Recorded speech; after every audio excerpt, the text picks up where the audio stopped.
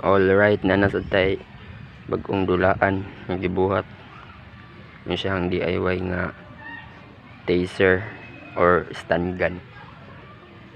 Wala lang ni siya na kwan, play push button kay wala na available sa kuha kinirang switch, pero slide ni siya, slide type switch.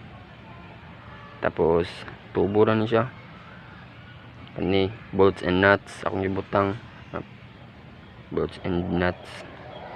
Tapos isa ka lithium battery nga 18650. Tapos maning charging port niya type C. Kining orange kuan na ni siya, itong lingin nga nasa junction box ang gion ba tanggal.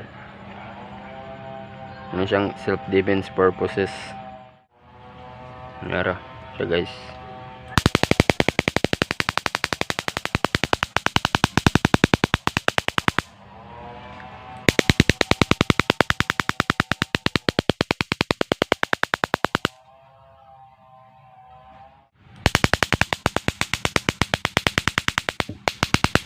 Thank you for watching.